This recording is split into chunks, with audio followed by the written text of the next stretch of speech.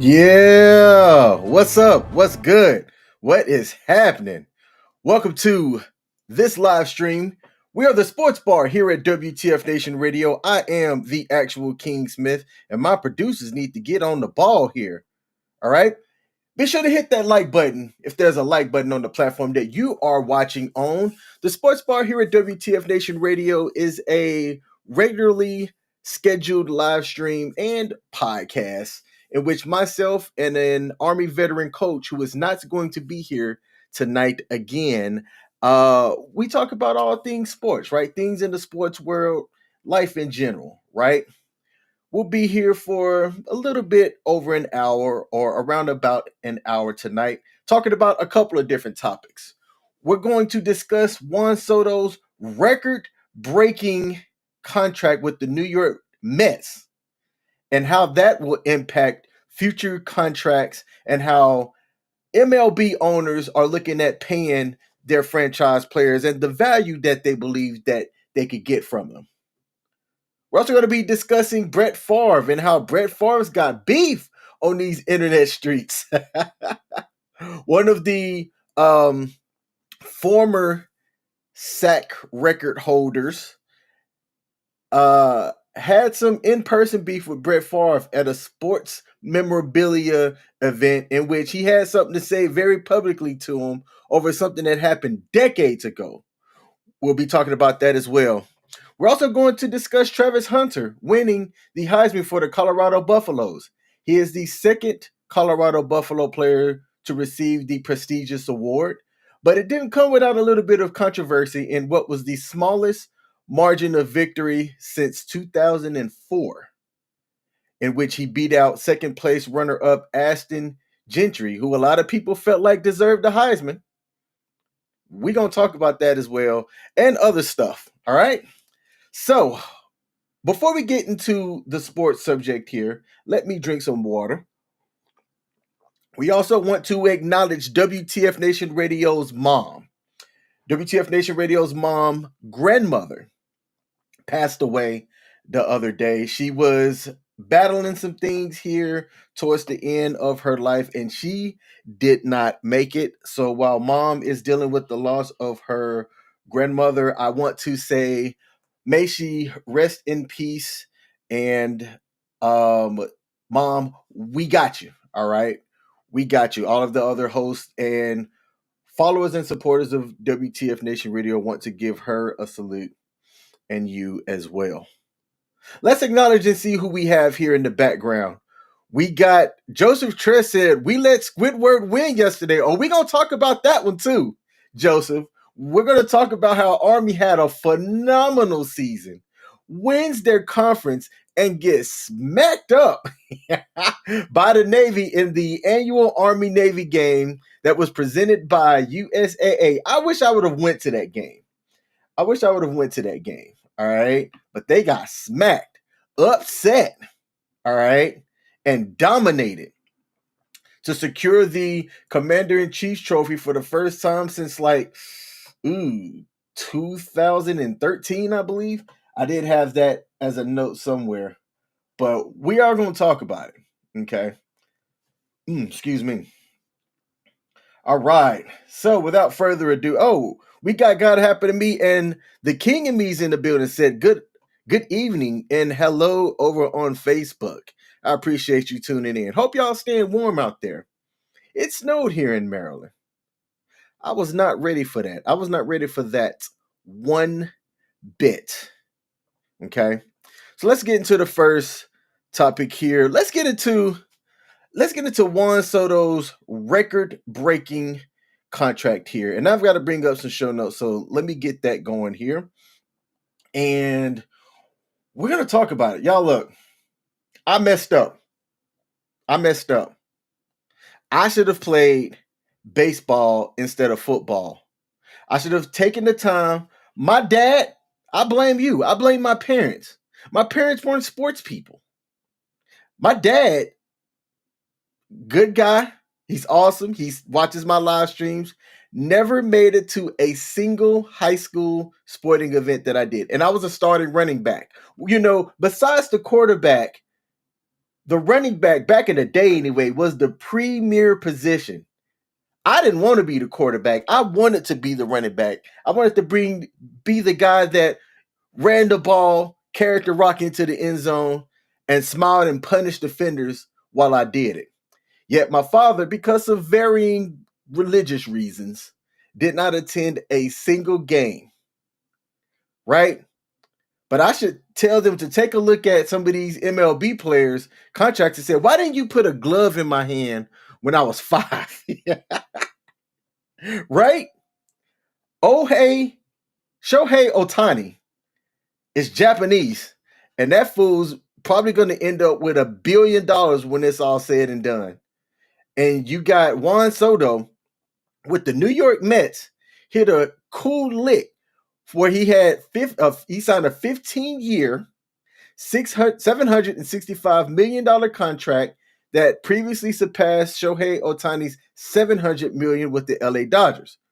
It's even believed to be the largest in all team sports history inside of the U.S. It's hard to kind of get these assessments and figures from sporting teams and other leagues outside the U.S. The 15-year length is also notable as it exceeds Fernando Tatis Jr.'s 14-year deal with San Diego. The New York Mets believe that Soto brings long-term value, and they decided to back up the Brinks truck and pay him for it. Now at 26, Juan Soto is already considered one of the best hitters in baseball. And he also has a proven run record as he's able to make it to the plate at ease, consistently getting on base. The New York Mets owner, Steve Cohen, has shown a willingness to spend a big deal to build a winning team, as this deal solidifies the Mets as a major force in MLB and signals their intention to compete for championships for years to come. But I want y'all to think about this. How will Juan Soto fit in New York? I'm not a baseball person.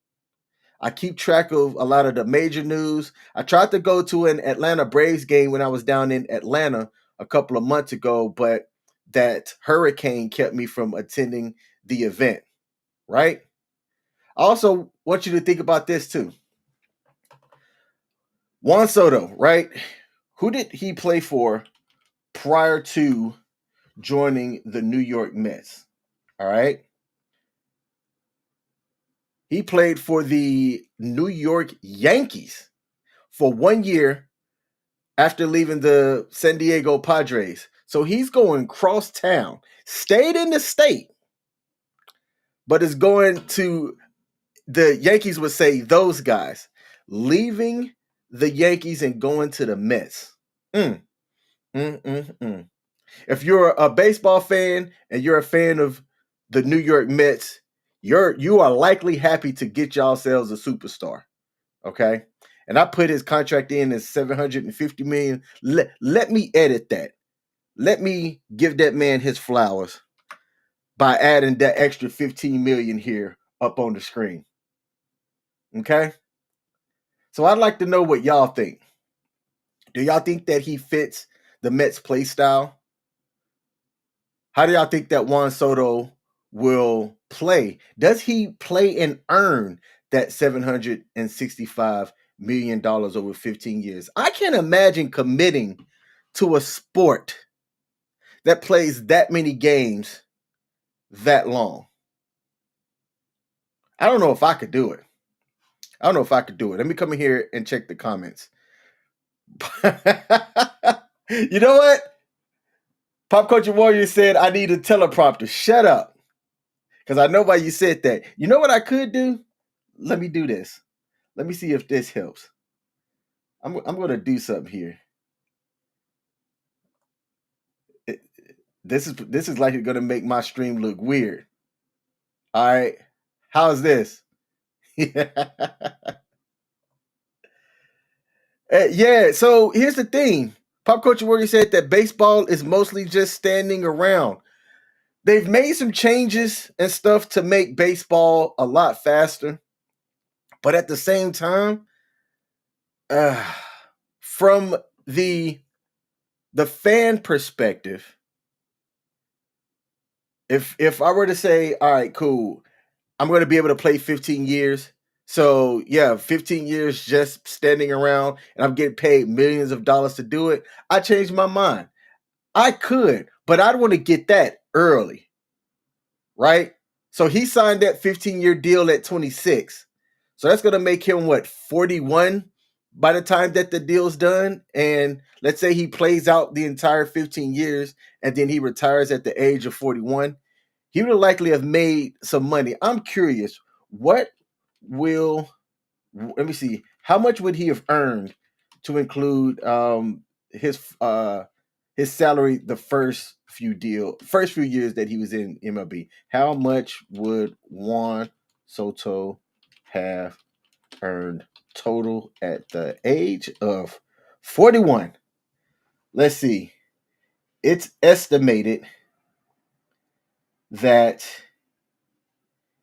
he would have earned just under $1 billion total for all of his contracts that he would have had during his first 5 or so odd years in the league, or 6 years. Let me see. How many years has he been in? So since 2018, ridiculous. Ridiculous. He's been an all-star the last 3 years. Oh, man. Yeah. To my dad, you and mom should have did a lot better in putting me a baseball glove in my hand. I didn't start playing football until I was in the 8th grade. If I would have had the foresight to know that people would have been getting $700 million contracts, I mean, all I would have done would have been training, doing the things that I need to do to stay academically eligible, and then just train. Stay away from alcohol, stay away from drugs, stay away from women, and go get this $1 billion. Ah, want to give a shout out and a huge congratulations to Juan Soto here. Let me see if I can get this up on the screen. Let me get this up on the screen. Boom, boom. Man, when I make the switch to OBS, that is going to be interesting. Here we go. Shout out to that man right there with his old jersey on, as he is now a New York Met. We're going to give a big salute here to Juan Solo. All right. Let me go take a look at the comments here, and then we're going to go over to the next subject. Pop Culture Warrior said, I'm not built for baseball. Hey, Big Poppy doesn't look like he was built for baseball. I mean, I could come out here. I'm not built for baseball now. But back in my heyday, man, be slapping home runs out the park. I'd be the guy that be pointing every single time, like, just like this, pointing my home runs out and slapping them every single time. Yeah, you take a look at this shirt. It's what my lady got me. The sports bar here at WTF Nation Radio. He said he also should have got his salary in Bitcoin. Hey, Bitcoin is now reached an all-time high again I saw it hit 105,000 per Bitcoin. Y'all remember when a couple of NFL players did it several years back when Bitcoin was less than 38,000 per Bitcoin? Or I want to say around the height of the last cycle, it got up to about 50 or 60,000. I can't think of what the exact number was off the top of my head. And there were several players in the sports realm, notably Odell Beckham and a couple of other players in the NFL, who took some of their salary in Bitcoin. And then Bitcoin had a crash, and people were like, see, that was dumb. I wouldn't have done that. Yada, yada, yada. Well, if those same players held on to that Bitcoin now and decide to make a sale at its current price, they're making out like bandits, and everybody else would have looked foolish. They would have looked foolish. Okay. Next thing that we're going to talk about, I'm going to acknowledge something here. I'm going to acknowledge that WTF Nation Radio does have a fantasy football league. It was 10 players. We really only had 9. There was one person that came in twice and we couldn't fill out his team. So I'm going to showcase. I started out good, but ended with a record of 7-7 and did not make the playoffs. But Pop Culture Warrior did, who had the same record as me, and he's going up against Team Radar. And as of right now, Pop Culture Warrior is projected to win at least this round. Okay, as we are a 2-round playoff, so there's no bye week. We only did the top 4. Our league was free to join. I didn't advertise it that well. That's on me. But this is our second year running it. Next year, I'm gonna look at building it up, but I'm gonna ask some people to put some skin in the game if they want to do this. Because when it's ran for free, there's no incentive to really keep up and manage your team. But there has to be some type of incentive because I'm actually offering a prize to the winner. CQ said that if he didn't make the playoffs, he was going to plus up the pot, but his lucky ass did. So I'm hoping that while week 1 has him get edged out, that when it comes to week 2 in the playoffs, in the first round, that he puts up like 40 points and Radar puts up like 160 and he turns around and beat him. But look, Radar produced really good with the exception of his lowest scoring person, Travis Kelce. Travis Kelce only putting up 6.7 against Cleveland. Ugh, that's nasty. But catching 32.5 from Brian Thomas Jr. was awesome, to include A.J. Brown, who I thought was going to go off. He ended up scoring, I think, just 1 touchdown, but I hoped he had 3.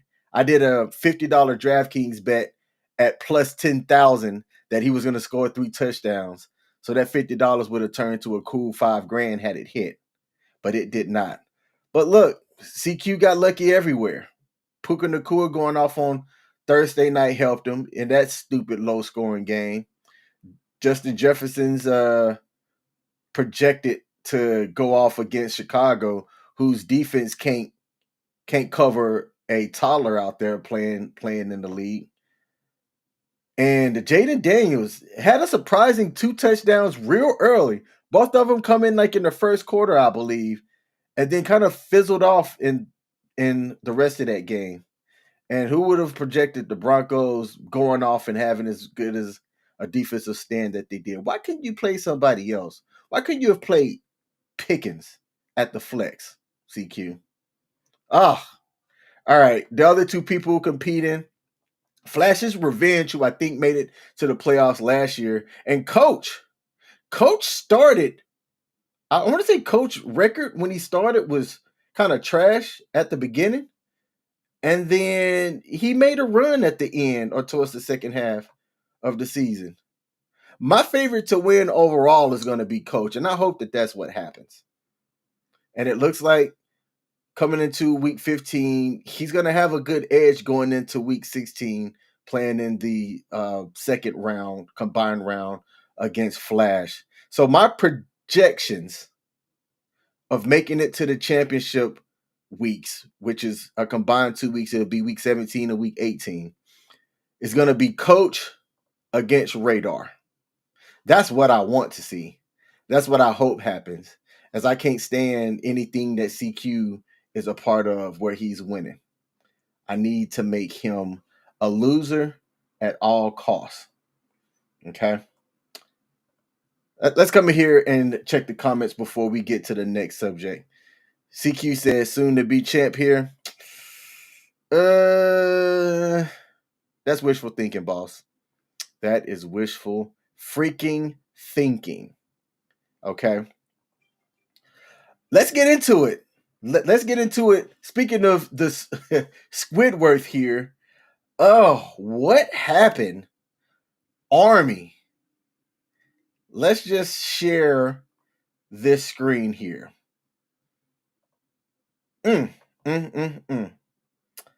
Well, the annual Army-Navy game, in which the currently 9-3 Navy midshipmen came in and curb stomped the Army Black Knights, led by Navy's quarterback, who carried the ball a whopping 25 times for 204 yards and 2 touchdowns. If y'all don't know, the Navy run that triple option in which the quarterbacks essentially are running back who will sometimes throw the ball, in which the quarterback did going 4 of 9 for 107 yards and 2 touchdowns. But Army couldn't stop the run. They ran it down their throats. Let me clear my throat. All right. When you take a look at the full team stats as well, some stuff that stood out to me is they were almost equal in a lot of different things. They both were 100% converting on fourth downs. They both were equal in total first downs. But take a look. Take a look at the total yards. Navy's defense kept Army, who had been averaging a respectable 315 yards a game on offense, to under 200. And they kept that Army rushing game down to 113 total yards on 39 attempts. To run the ball 46 times total is ridiculous, but this average, 5.9 yards per carry versus 2.9 by the Army. This right here is not going to win games. And the few times that the Navy did pass the ball, they averaged 11.9 yards per pass, while Army only averaged 4.1. They played a phenomenal defense. The time of possession by both teams were almost even. But in the end, the Black Knights, who had a real good season this year, fumbled the ball in the end and got rocked by people who wear their names on their ass. I want y'all to think about that one. The Navy wins the Commander-in-Chief's trophy this year, and we give a salute to them. Let's check the comments here, see what anybody had to say about that before we get to the next subject. CQ said, Army was tired from winning all those games this year, including the ACC championship. They're not, you said ACC. Hold on. They're not in the ACC. They are in, let me see. They're in the, I can't think of the conference off the top of my head, but we can do this. Standings. The AAC, the American Athletic Conference. I'm like, I knew it wasn't the ACC. The ACC is the Atlantic Coastal Conference. That puts them in the same conference with Miami, Clemson, and SMU. All right. Army, while they had a good year, they're not winning these 3 games if they were to be playing in the ACC, but they're in the AAC, the American Athletic Conference. And look, they came in and they represented, right? Going 8-0 inside of the conference. But I mean, who did they play in the conference? Let's check their schedule. Who did they play? I mean, they did 20-3 against the Air Force. We ain't gonna talk about that. When they actually played somebody, they got spanked. Was it a year for the ages? Yes. Yes, it was. Those cadets can hang their hat, especially those that'll be seniors and this will be their last time playing football, to know that they went through and ended up going 12-2 going into a bowl game. Okay. Speaking of bowl games, I didn't even have this on the show notes, but we are going to talk about it as well. Let's check the comments here. Said, did Air Force beat Army? Shut up. Shut up. All right. And he said, that's the ranked 18 Army. Better put some respect on that name. And you had to correct it to rank 22. Yeah, they dropped down a bit, homie. Look, the Air Force, they struggled this year. But the Air Force Academy, them zoomies out there, are going to end up getting things right. I ain't worried about it. Matter of fact, declaration right here and right now. CQ, I know that the stream's a little bit behind, so I'm going to give you time to listen to this one. I will say, let's do a small wager. $20. $20 that Air Force not only beats Army next season, but they win the Commander-in-Chief's trophy by beating Navy as well. $20. What say you, CQ? Do you take that bet? Let's see. That Air Force wins the CNC trophy. How you spell trophy? That looks right. That don't look right.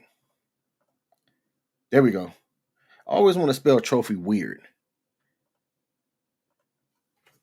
Whatever. You know what I'm trying to say. I'm gonna call it Commander Chief Cup next month or next year. Next year. He said, ooh, better idea. All right. What's the better idea? Let's hear this. Loser buys the winning team's jersey and wears it for the show. Okay. Because it could be difficult because I added the Commander in Chief's trophy. Let's just scale it down. Let's just say in the Air Force Army game, I got Air Force, you got Army. Loser buys the other team's jersey and wears it for a show. If you accept those terms, we have a deal. I will gladly watch you wear an Air Force Academy jersey, football jersey. Absolutely. And look, if I have to wear the Army's jersey for a live stream, Army's jerseys are kind of fire.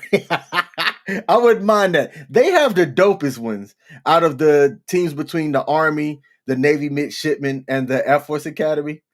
I believe that the Army Black Knights have the better football jerseys. I like the color scheme. I like how it's set up. All right, he has agreed. He has agreed. We have a bet. Man, I wish I had my soundboard going. We have a bet. All right. For those of y'all that are just watching here, I bet Pop Culture Warriors own CQ that next season the Air Force Academy and their football team will beat the Army Black Knights, and the loser of our bet will have to buy the other team's jersey and wear it for a show. CQ has agreed to that as he presented it. I made one modification as well. He agreed to it, and we have a virtual gentleman's handshake. All right. Ooh, we've got almost 100 people watching live right now. Give yourselves a round of applause. Again, if there's a like button, y'all see the blue thing scrolling down there. Hit that like button. Let me see if I can follow this. Hit that like button. That helps us out on the algorithm. Let me come over here to the Sports Bars Facebook page and see if we have any comments over here before we continue. I have to do this kind of different here, but I want to acknowledge anybody that might have comments over here. We have no comments over there. All right. Next subject here. Brett Favre and Mark Gastineau's beef. They got beef in these streets. Okay? So, for those of y'all not keeping up, that's where I come in. If you take a look currently at the official sack leaders, okay? The official single season sack leaders. Currently, it is tied by two people. The most recent happened in 2021, and it was with TJ Watt out of the Pittsburgh Steelers. But back in 2001, Michael Strahan got it on one of the easiest sacks that anybody could have ever gotten against Brett Favre. And even when it happened, a lot of people thought that it was kind of cheesy the way that it had occurred.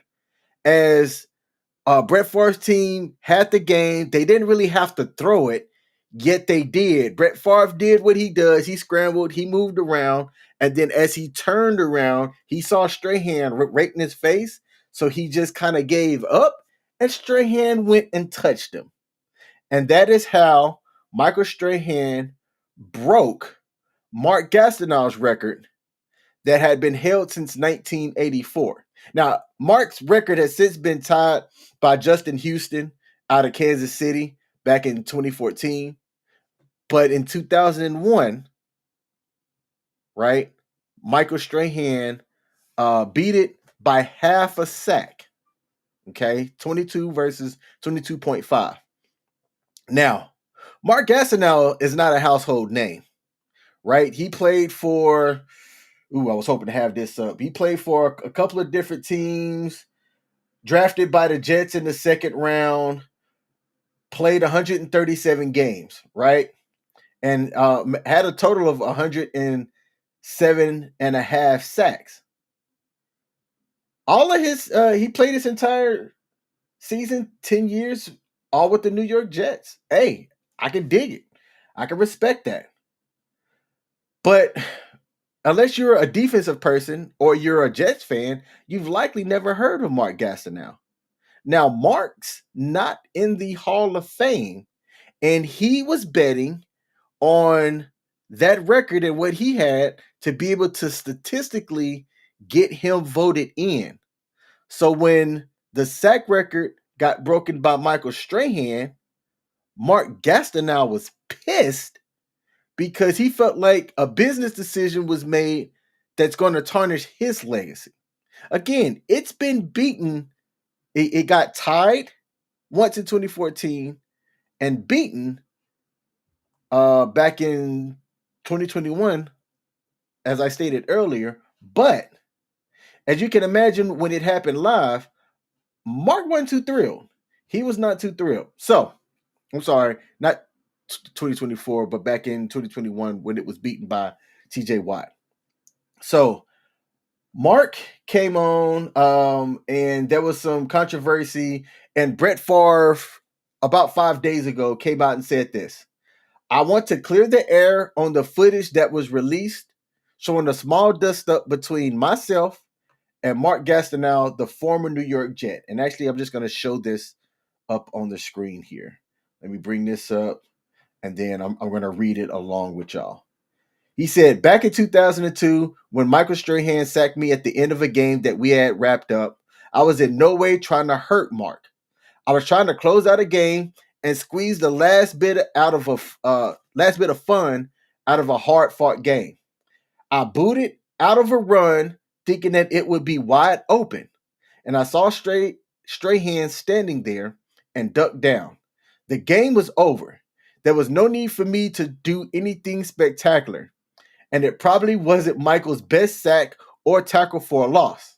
In a different game or situation, I would have made a bigger effort to avoid the sack or tackle for loss.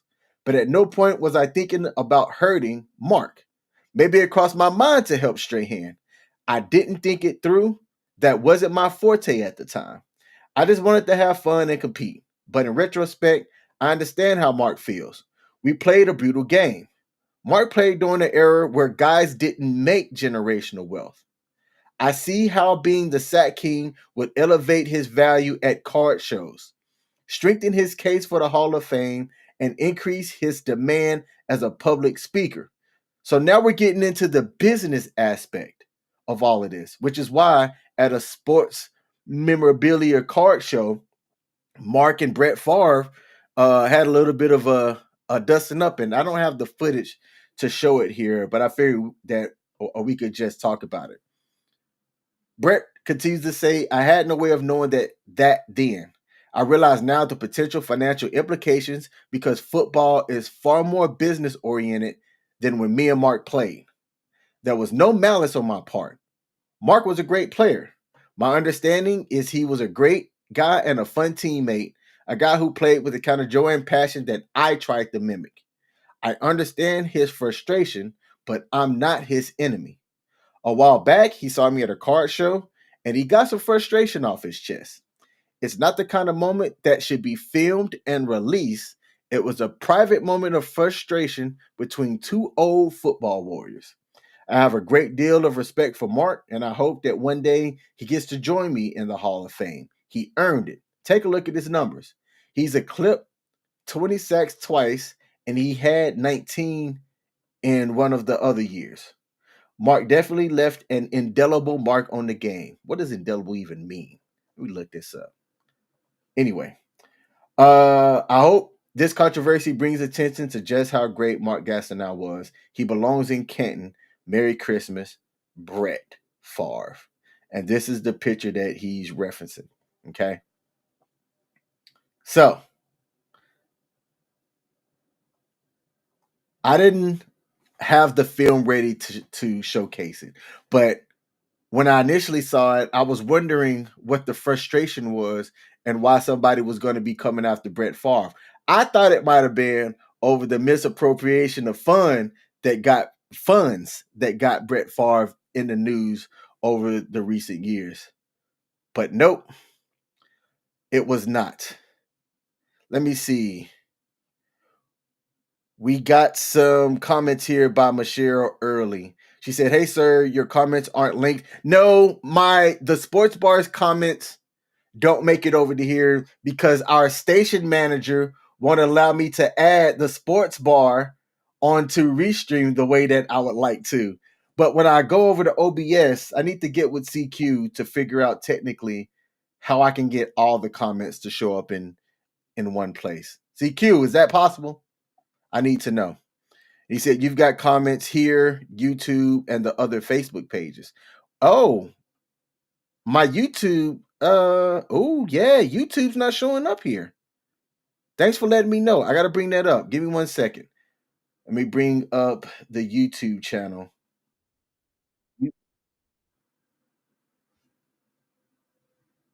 All right, yeah.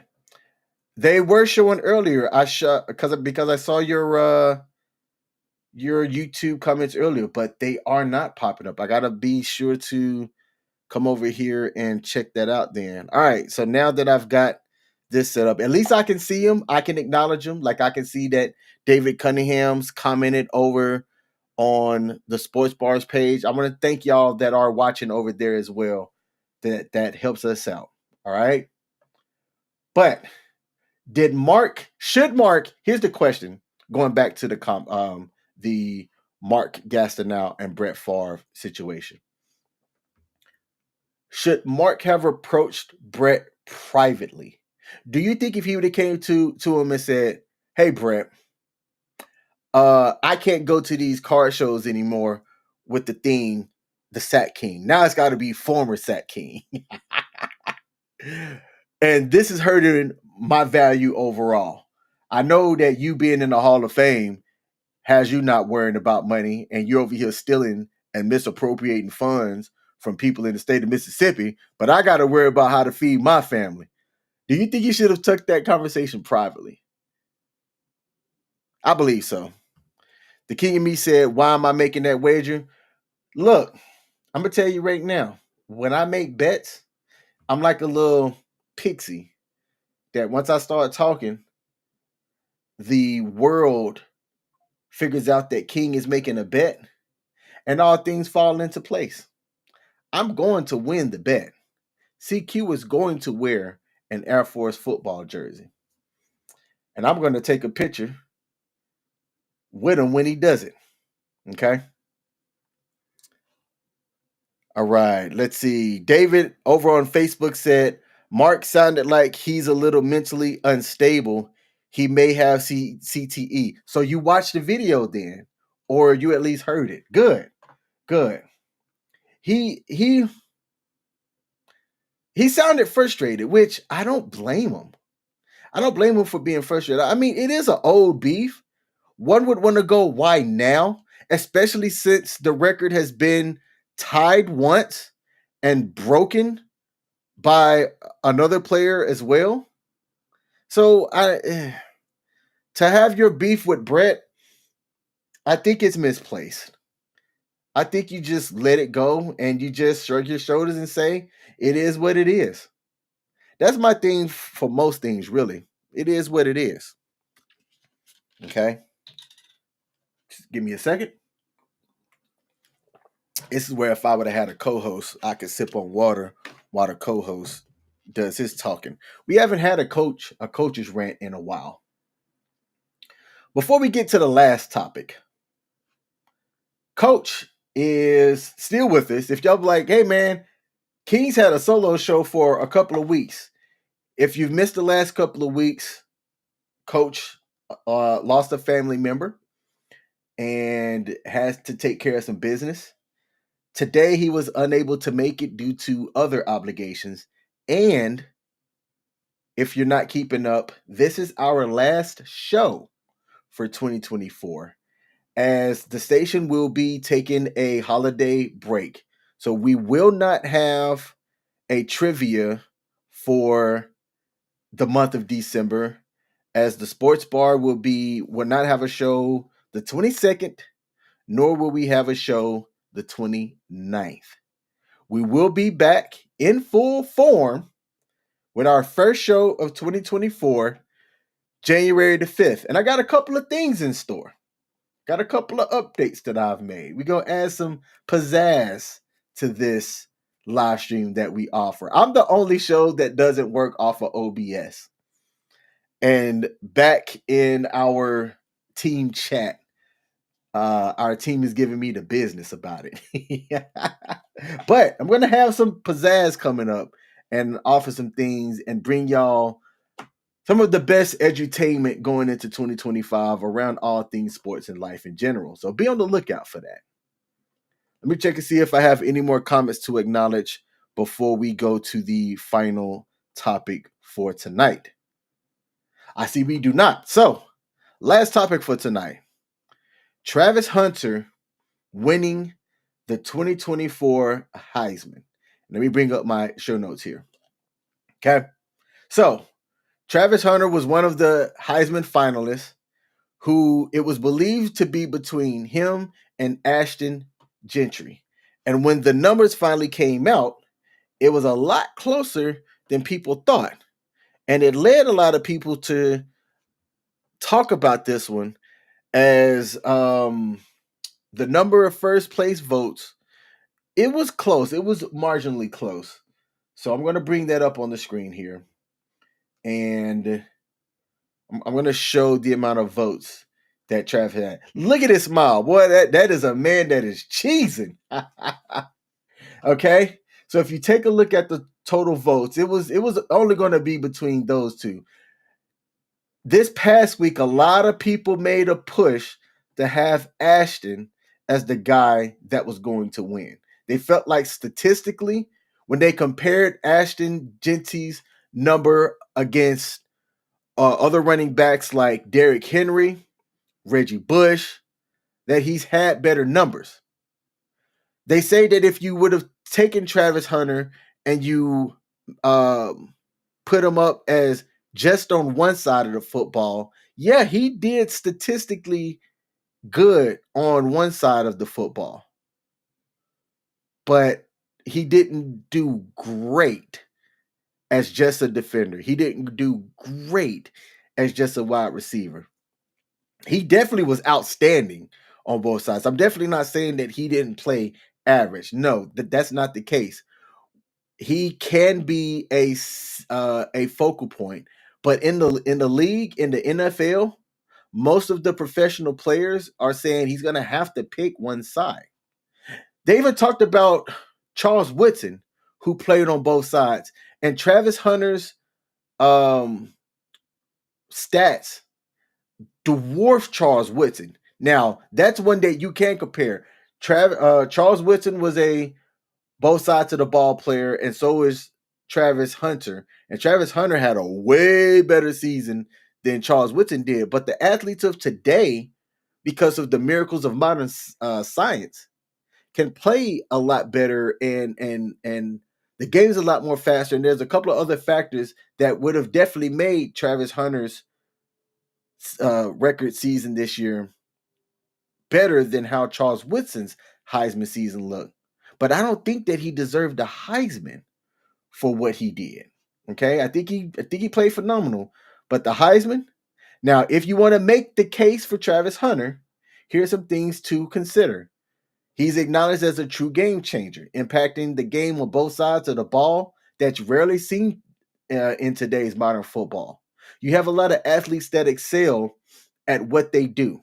They want to specialize on one side, but there are several players like Travis Hunter that could have played on both sides. And Coach Prime decided to let Travis Hunter, as long as he was conditioned properly, play on both sides of the ball. right? His versatility and athleticism are unmatched. He is one of the best people out on the field. Let's acknowledge that, right? In the league, if he plays wide receiver, hope you don't catch a slant. Because the boy gonna need to either bulk up or learn how to dodge some hits. Ask Devontae Smith about how people hit in the league, okay? He also became the first player in NCAA history to win both the Bednarik Award, which is the best defensive player, and the Biletnikoff Award, which is the best receiver. And people that want to talk about the best defensive player, they can say, okay, he could have deserved to win the Bednarik Award. I'll give him that. But there was another player that was first in every wide receiver category possible.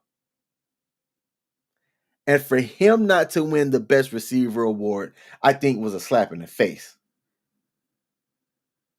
Right? Now, if you want to make the case for Ashton, Ashton's rushing numbers off the charts.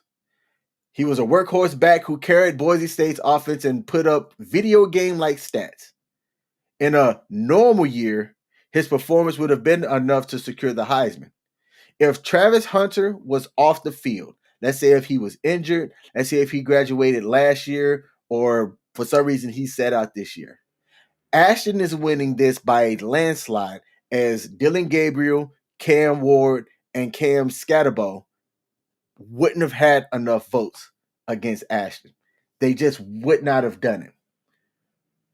But ultimately, Travis Hunter won, all right, in which he also gave a tearful, emotional Heisman speech, talking directly into the camera to his father, who's also named Travis Hunter. Let me grab my phone here in case my producer is sending me something. They are not. All right. So, congratulations to Travis Hunter for winning the Heisman, but it did not come without some controversy itself. I believe it was last week I talked about Travis Hunter's girlfriend, who I don't even know what her name is, okay?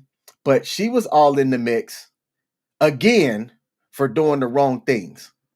And before I show this video, I said this. People know who Travis Hunter is if you follow sports. People don't know who Travis Hunter's lady is, his fiance. Apparently they're engaged to be married. After Travis Hunter and Colorado's last home game and their last regular season game, they were seen embracing, and Travis was trying to give her a hug, and she like kind of curved him a bit and was apparently upset about something. You can say whatever that something is. There's a lot of rumors and speculation about what it was. One of them is he caught a pass or he did a play and apparently was flirting with some cheerleaders or whatever. And they were she caught it and apparently had something to say about it. Okay. Now, he has doubled down since that moment got caught in which his lady curved him. He's doubled down and saying, you know, she did nothing wrong. That's his lady, all this and that. Like, I'm excluding the noise. What we have is good. But everybody else outside of that relationship is saying, bro, she ain't it. She's not the one. She's not supportive of you. She's going to baby trap yo behind, almost cuss. She's going to baby trap you, secure the bag, and then walk out. AKA Lonzo Ball. I mean, I could list several athletes that this have happened to. The interesting part about this is that Coach Prime brought in Brittany Renner to come in when I want to say he was at Jackson State. I don't think that this is when he was at Colorado. But he brought in Brittany Renner, who's a known, how do I say this? A known harlot? I'll say it that way. She's known for getting into young rich athletes' beds and extracting resources. I'll just say it like that. Coach Prime brought her in to talk about the dangers of being preyed on by women who see them as dollar signs. Travis Hunter's girl's been with him since high school. She's apparently 2 grade years above him. So when she was a senior, Travis Hunter was a sophomore. And there's a lot of things that have been dug up about the way she viewed him in the beginning. She said normally he wasn't her type. There's a lot of different things that people are talking about that are trying to say, bro, in 5 years from now, you're going to realize that she's going to be the reason why you're not great. And I agree with it. I'm going to showcase 2 videos here. Let me bring up video number 1 that occurred when Travis Hunter won the Heisman, that even before the controversy around what she did at the last home game, this by itself is one of those things that you just go, watch out. Okay? So that's her right there. And the person that posted this on Twitter or X said, Travis' girlfriend giving him attitude for taking pictures with fans at a scheduled event. Am I supposed to just sit here all day? Nah, bro, get rid of her. So I'm going to be quiet. Listen to what she says. All right.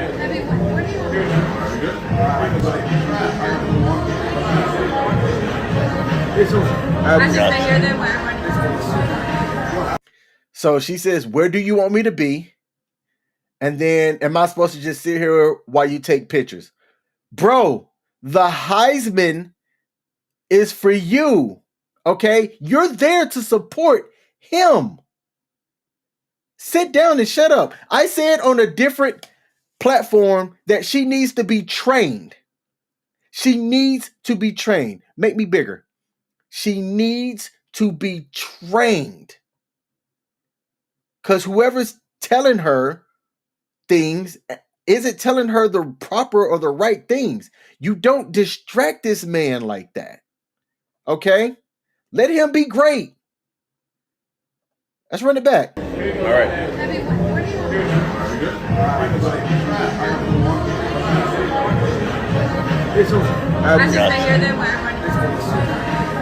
Am I supposed to just sit here then while everybody take pictures? Shut up. Yes, you're supposed to just sit there and shut up. You go to the hotel, you go walk around.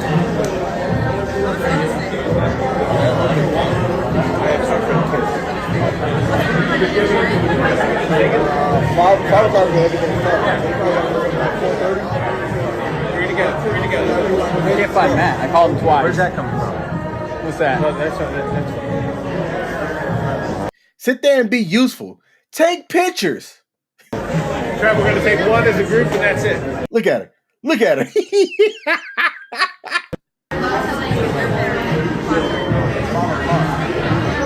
we go.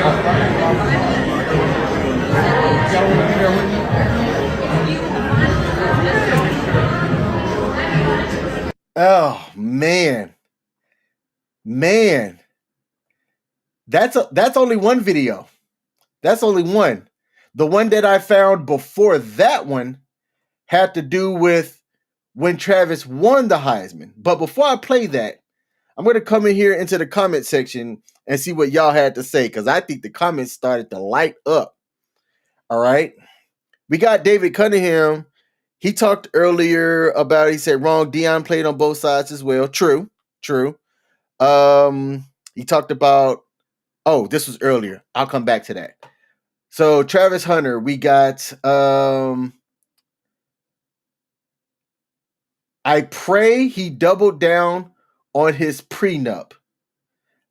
I would bet that because of how goofy Travis Hunter is, he doesn't have one. He seems like the type that would go, my baby love me, I don't need one. Michelle said that I'm a staunch advocate, believer, and supporter of prenups in all capital letters. Do it. She said, AKA she's a hoe. I think he was talking about Brittany Renner when he posted that. Michelle said, even if you have nothing, do it. Yeah, do nothing. I'm sorry. You're saying even if you have nothing as far as a prenup, do it. Yes. Yes.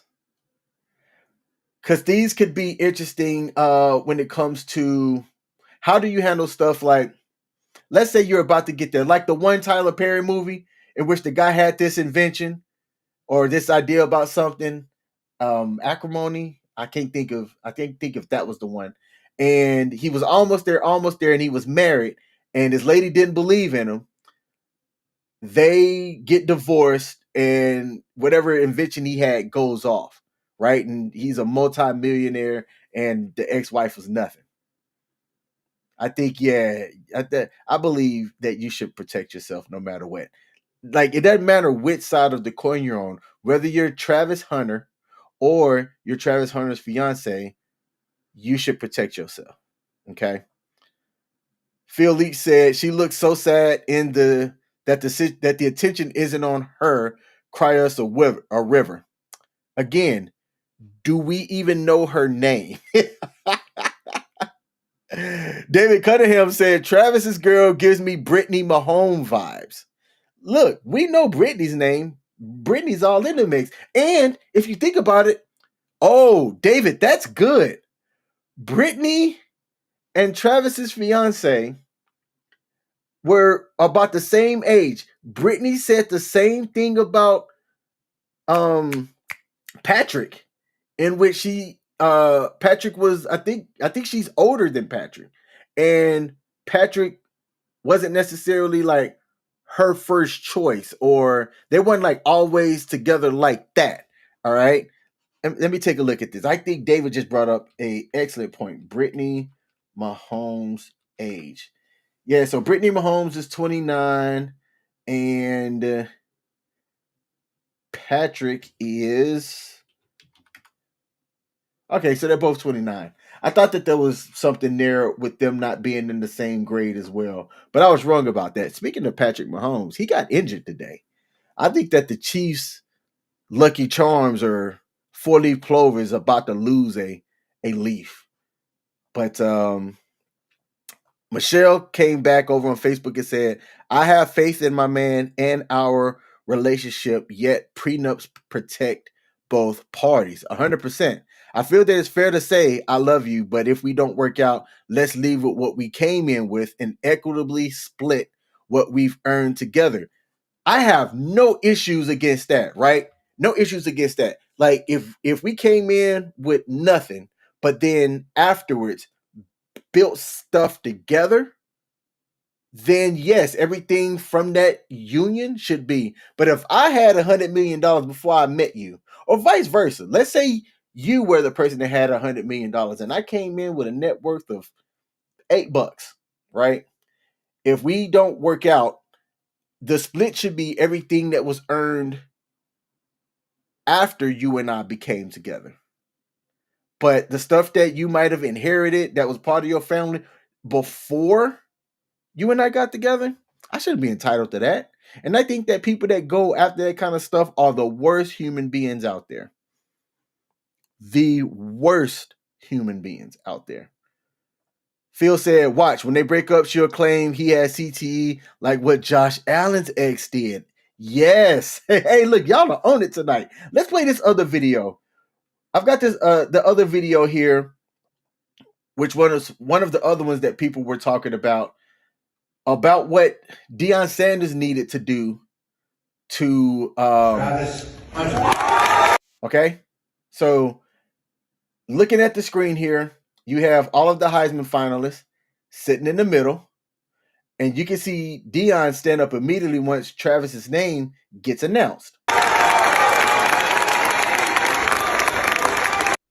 Travis is down right there in the blue suit. He's taking it up. Now, Travis's mom stands up. Okay? Now, you see Deion. Look, right here. Deion is like, yo, stand your ass up. So she stands up. Travis walks over, and he hugs her first.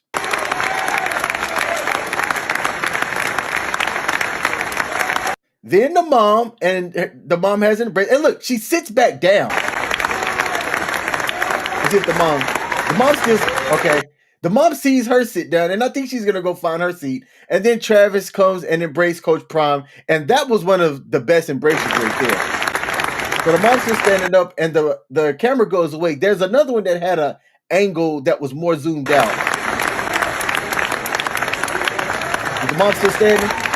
Yep, mom's still standing.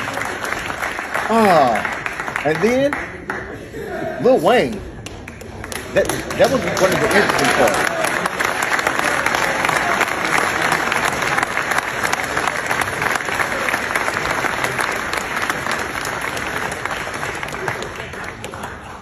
Sanders kid or whatever. I don't know who that person is. So he embraced everybody that was a part of his entourage. And he's wiping tears from his face. Very emotional. All right. But man, I'm going to go back and I'm going to play the video again, but I'm going to have it muted. All right. I had to take it off and then bring it back up because of how it went down. So let's do this again. Travis. All right, so I'm going to mute that audio. So Deion stands up immediately. He's like, yeah. Travis Hunter sitting down. Camera's in his face. Mom stands up second. Deion's trying to get up to it. So now she stands up. Boom. Now, some people were like, why did he hug her first? Look, she was there first. Now, I don't know why they were seated like that to where it was her, then the mom, then Coach Prime. But I believe that you should have protocols in place so that the proper people gets hugged first. His fiance should not have been the first hug. You know, then you've got the mom, she's there, congratulations. Then he's got the head embrace in the Coach Prime. You can tell that Coach Prime and that kid got a special bond, a special relationship that works for Travis. But his fiance sits back down after the hug. Oh, it's so bad. It's so bad. She needs training. But it's too late. It's too late.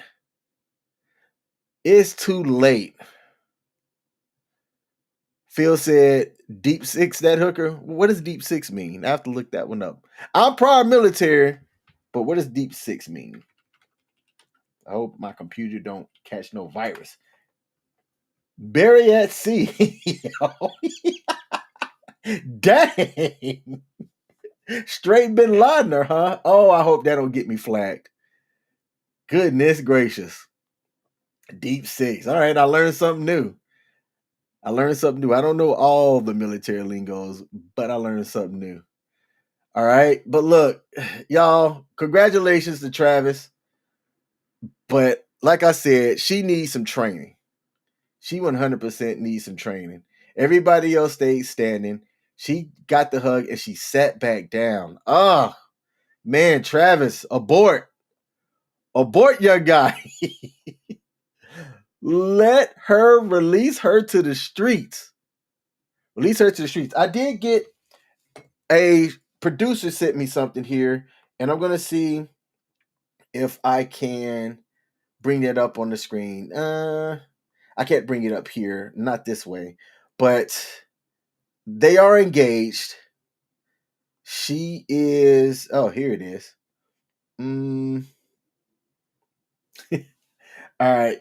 Yeah, this was their engagement photo. I'm going to see if I can bring it up real quick. I can't bring it up. They're engaged. Travis is going to lose everything that he's had built, and his legacy is going to end at the college level because it's my opinion that she's the distraction.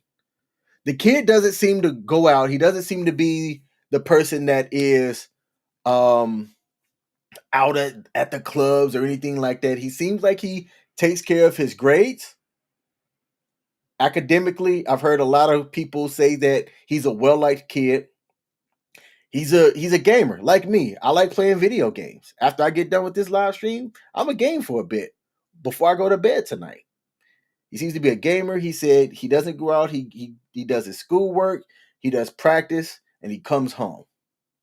That's a good recipe for somebody that's athletic as he is to build a brand, have a good brand partnerships and deals that can secure his future and the generation after him and the generation after him. Travis has the chance to do what's called generational wealth building. The opportunity is there for him. But his lady might be the one that knocks it down. Now, David Cunningham, we are about to end the show. So if you could get your end of show words for us, David, I'd appreciate it. And I do want to acknowledge some of David's earlier comments here. David said over on Facebook, it's just like 50 Cent's ex seeking more child support after already receiving she was 50 Cent was paying over $500,000 a year before she went to court to request more. But after going to family court, the court ruled in her favor. In 50 Cent's favor, and he went from only paying $40,000 a month to $6,700 a month. Which that's still child support is a scam. Think about this. People have to pay income tax on earned income. But you have to figure that child support is paid generally on taxed income already, right? So this lady, or typically, let me just say it this way. I'm going to take gender out of it. The recipient of child support is able to get that money tax-free, and it doesn't count as earned income. So $6,700 a month is damn good money when you're not paying taxes on it. I don't care what type of lifestyle you live. If I was getting $6,700 a month tax-free, I'm smiling. 6,700 times 12, that's $80,400 a year annually just for ejecting a child from you. If it's the other way around, just for skeeting a child out of you, I don't know. My bad. This show can sometimes go off the rails. But David, that's a good point. Right now, he doesn't have any children with her. And I don't want to be completely disrespectful. What's her name? I looked it up in the past, but what's her name? Travis Hunter's girlfriend's name is, or fiance, Leanna Lenee. Leanna Lenee. Okay. Tragic. All right, y'all, that's the show for today. I'm going to check the comments out here, and then I'm going to sign us off with David Cunningham's end of show message. Wags sit in the back. She just put the spotlight on herself for being selfish. Let me read that again. Wags sit in the back. She just put the spotlight on herself for selfishness. Y'all, I promise I can read. Phil said, bro, better get a vasectomy. She's going to ruin his life, and not in a good way. Absolutely. And as far as with child support, it's based off of perceived income. All right. Yeah, look, I pay child support. It is about to end here in a couple of months. I'm glad I only had one kid. I don't know how people who have more than one kid can afford child support. Speaking about child support real quick, this is sports related somewhat.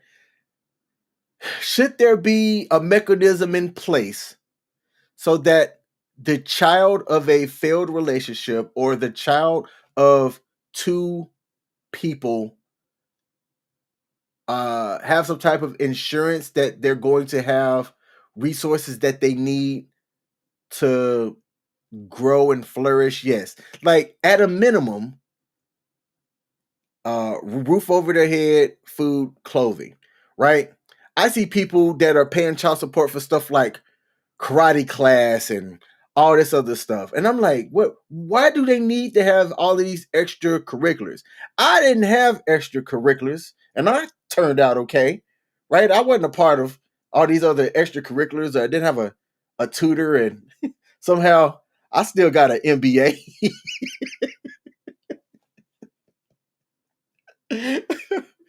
Right?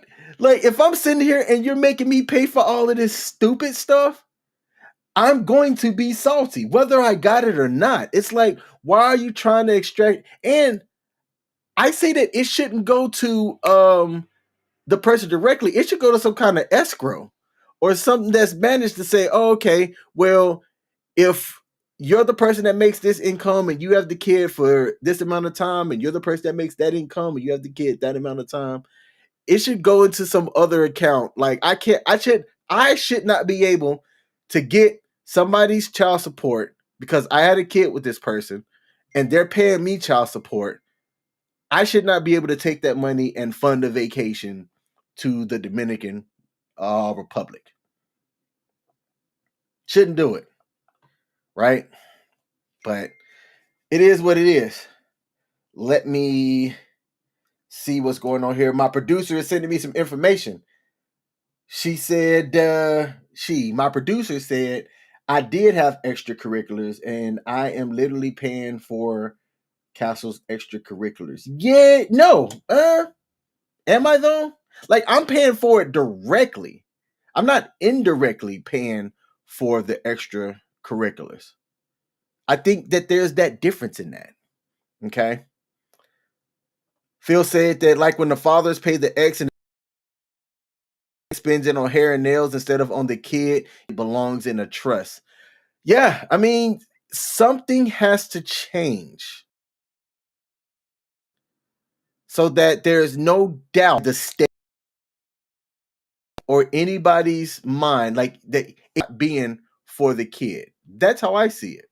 I think that there is equity that's needed as far as versus how much you have. Formula does make sense to me, but how it's then taken and redistributed. Child support is basically a redistribution of wealth, and not in a good way. I think there are parents that do it right, and they don't take other back to court every single time. But to put this back to sports, if Travis Hunter has a with Leanna, he's going to find out the hard way. He's just going to find out the hard way that what could have been generational wealth is going to he's got Coach Prime that's right there that can talk about how making the wrong having a kid with the wrong person can I might not have showed it on the sports bar, but at that same last home game, it was also senior night, and some behind the scene footage showed the Sanders kids saying that they were going to try to get Deion's ex-wife and their mom and Deion to be in the same space at the same time. And you saw it was interesting to know the backstory behind it because y'all saw Deion walk them out, but then the moment that they approached their mom, Deion just bolted away. He didn't shake her hand, no embrace, no pleasantries at all because she tried to sue the mess out of him. She tried to ruin Deion's legacy by taking him to court, making some claims. So Deion had like no love for her. And it was interesting. His sons talk about that behind the scenes, right? And trying to say, let's see if we could get a picture together, which is what I think a kid would want to see. They would want to at least one photo. The parents could be on the opposite to each other, but let's get my parents in the same photo on senior night. That's all I care about. But because of the animosity that happened between them, that's not going to happen. And that's unfortunate. That's unfortunate. I have a daughter, and for me, it was always important. And I wasn't going to sacrifice my happiness to try to make this work, but it was always important that at least our kid had the opportunity to the experience of having both of her parents that were for her. There are fathers out there that can attend their kids' graduations because of animosity that the mom has between them, and vice versa. There are situations in which the opposite occur too, but it's just sad. It's sad and it's tragic. David said, I call child support an 18-year car payment. I wish I could show this here. All right, let's close out the show. Bay is beating the mess out of the Seahawks 17-3 into the second quarter. All right. But we're going to close it out here, and I'm going to display David Cunningham's message here. Let's do this while I read it. First of all, I want to thank y'all for tuning in. Okay. Y'all aren't going to be able to see this as big as I can make it, but let's bring it up here. King Smith, your sports knowledge is incredible. Hey, I'll take that. We appreciate the way you make it fun for all. Congratulations, Travis Hunter, on winning the Heisman Trophy. Well deserved. Thank you all for tuning in to the WTF Sports Bar. Prayer warriors, please keep Randy Moss in your prayers as he fights liver cancer. And Happy New Year's. I forgot about that. I think Randy Moss did make it official, but once the photo came out of him having the real yellow eyes, everybody said, ooh, hey man, that dude health is likely not the best because that ain't normal. And then there was some rumors about how it came out, but Randy has confirmed it. He didn't directly say, I have liver cancer, but he did come out and make an announcement that basically said F cancer. And made the announcement himself. Randy came out to talk about it. So, David, I'm glad that you reminded me that he did bring that up. David, thank you for your end of show message as well. That's how we always end the show here at the Sports Bar on WTF Nation Radio. To those of y'all that are going to be listening to this on podcast format, thank you as well. To everybody else, this is our last show of 2024. We will be back on the first Sunday of 2025. I got some great things coming. We're going to keep up with our end of the month sports bar trivia. We've got some amazing prizes to give away. So be sure to be on the lookout for all of our announcements. Tomorrow, we have the Monday edition with our main man, Ice, followed by CQ going live on Pop Culture Warrior on Tuesdays. We got the Smoke Bar on Wednesdays, Sergeant Time on Thursdays. I believe FTX is going to be up this Friday. I won't make it there. And then weekend co-ops to end the week on Saturdays, in which our main man, Nemo, comes on and game with all the viewers. So if you're a gamer that also follows WTF Nation Radio, that is open for anybody to come out and play. So for our gamers out there, tune in on Saturdays. Come and join the fun. I came on and played with Nemo yesterday as we did Marvel Rivals, and I had a good time. I think we lost more than we won, but it was still fun. So to everybody out there, Merry Christmas, Happy Hanukkah, Happy New Year, Habari Ganai, and all that jazz. Thank y'all for tuning in. I am the actual King Smith, U.S. Air Force veteran, and I'm out for 2024. Peace. Dun, dun, dun, dun, dun, dun, dun, dun, dun, dun. I don't have music. Bum bum bum bum dun dun dun. Bum bum bum bum dun dun dun dun. Boom boom boom boom boom boom boom boom boom boom boom boom boom boom.